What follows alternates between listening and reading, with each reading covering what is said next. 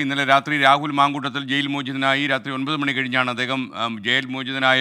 വലിയ കോൺഗ്രസ് സംഘവും യൂത്ത് കോൺഗ്രസും ഒക്കെ പോയിട്ടാണ് സ്വീകരിച്ചത്. എന്നാൽ ഈ മോചനത്തിന് പിന്നാലെ സർക്കാരിനെതിരെ പുതിയ സമരമുറകൾ തുറക്കും യൂത്ത് കോൺഗ്രസ് എന്നാണ് അറിയുന്നത്. സംസ്ഥാനത്തുടനീളം സാംസ്കാരിക നായകന്മാരെ പങ്കെടുപ്പിച്ചുകൊണ്ട് സർക്കാർ വിരുദ്ധ സദസ്സുകൾ അവർ സംഘടിപ്പിക്കുമെന്നറിയുന്നു. വിശദാംശങ്ങളുമായി വീണ്ടും VA ഗിരീഷ് നമുക്കൊപ്പം ചേരുന്നു. Girish, welcome back to morning show. പറയൂ. Good morning SKN. ഏറ്റവും പ്രധാനമായിട്ടുള്ള സർക്കാരിനെതിരായിട്ടുള്ള സമരം ശക്തമാക്കാൻ തന്നെയാണ് യൂത്ത് കോൺഗ്രസിന്റെ തീരുമാനം. ഇന്നലെ യൂത്ത് കോൺഗ്രസ് സംസ്ഥാന അധ്യക്ഷൻ രാഹുൽ മാങ്കൂട്ടത്തിൽ ജയിൽ മോചിതനായ ശേഷം ഇത് സംബന്ധിച്ച കൂടിയാലോചനകൾ നടന്നു. സർക്കാരിനെതിരെ സമരം ശക്തമാക്കുക, പക്ഷേ അതേസമയം തന്നെ പ്രതിഷേധ മാർച്ച്, അതോടൊപ്പം തന്നെ പോലീസിനെതിരായ ഏറ്റുമുട്ടൽ, ജലപീരങ്കി തുടങ്ങിയ പരമ്പരാഗത മാർഗങ്ങളൊക്കെ ഉപേക്ഷിച്ചുകൊണ്ട് പുതിയ തരത്തിലുള്ള സമര രീതിയിലേക്ക് കടക്കാനാണ് യൂത്ത് കോൺഗ്രസ് ഇപ്പോൾ ആലോചിക്കുന്നത്. ഇതിൽ ഏറ്റവും പ്രധാനം സാംസ്കാരിക നായകരെ പങ്കെടുപ്പിച്ചുകൊണ്ട് ഇത്തരത്തിൽ ഒരു പ്രതിഷേധ സംഗമങ്ങൾ സംഘടിപ്പിക്കുക എന്നുള്ളതാണ്. ഒരു സാംസ്കാരിക പ്രതിപക്ഷമായി മാറുക എന്നുള്ളതാണ് ഇപ്പോൾ യൂത്ത് കോൺഗ്രസ് ഉദ്ദേശിക്കുന്നത്.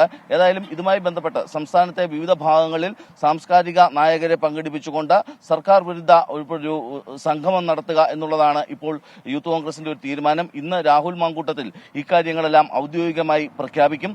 അതോടൊപ്പം തന്നെ കഴിഞ്ഞ യൂത്ത് കോൺഗ്രസ് മാർച്ചുകൾക്കിടെ പോലീസ് അതിക്രമം ഉണ്ടായിരുന്നു. ഇതിൽ ഉത്തരവാദികളായ പോലീസ് ഉദ്യോഗസ്ഥർക്കെതിരെ നിയമ നടപടി സ്വീകരിക്കാനും യൂത്ത് കോൺഗ്രസ് ഇപ്പോൾ തീരുമാനിച്ചിട്ടുണ്ട്.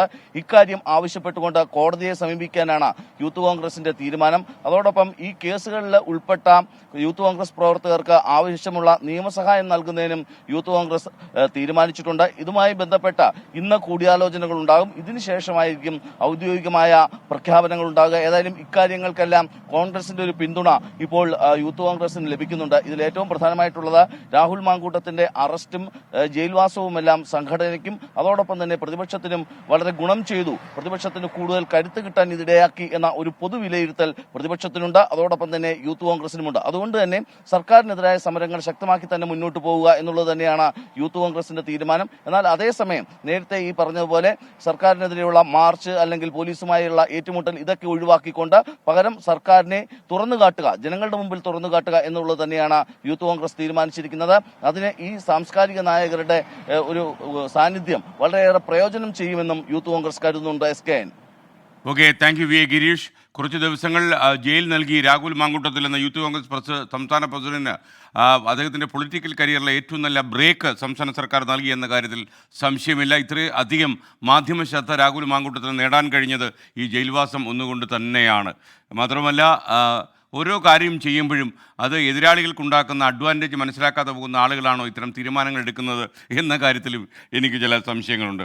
സാരംഗി രതിക്ക് പറയുന്നു, ആദർശം എന്നൊരു ജീവിത രീതി, അതൊരു ജീവിത രീതിയാണ് SKN. അതിനടിസ്ഥാനം ഇടുന്നത് വിദ്യാഭ്യാസ കാലത്തും കലാലയങ്ങളിൽ നിരോധിച്ചത് ലഹരി പടരാനും കാരണമായിട്ടുണ്ട്. അത് താങ്കൾ പറയുന്നത് ശരിയാണ്. ഈ കക്ഷി രാഷ്ട്രീയമൊക്കെ ഇല്ലാതായി, ക്യാമ്പസുകളിൽ തെരഞ്ഞെടുപ്പൊക്കെ ഇല്ലാതായ സാഹചര്യത്തിൽ, അതായത് കക്ഷി രാഷ്ട്രീയത്തിന് പേരുള്ള തെരഞ്ഞെടുപ്പ് ഇല്ലാതായപ്പോൾ ലഹരിയിലേക്കൊക്കെ കുട്ടികൾ വഴുതി മാറാൻ സാഹചര്യം ഉണ്ടായി. അതേസമയം ഈ കക്ഷി രാഷ്ട്രീയക്കാർ ക്യാമ്പസിന് പുറത്തു നിന്ന് ക്യാമ്പസിനെ നിയന്ത്രിക്കുന്ന ഒരു രീതി ക്യാമ്പസിൽ അക്രമവും രക്തച്ചൊരിച്ചിലും ഉണ്ടാക്കുന്നു എന്നത് മറ്റൊരു കാര്യമാണ്. പക്ഷേ നമ്മുടെ ക്യാമ്പസിനെ ശുദ്ധീകരിക്കാൻ ഒരുപക്ഷെ ഈ സംഘടനകൾക്ക് കഴിഞ്ഞിരുന്നു എന്നത് യാഥാർത്ഥ്യമാണ്.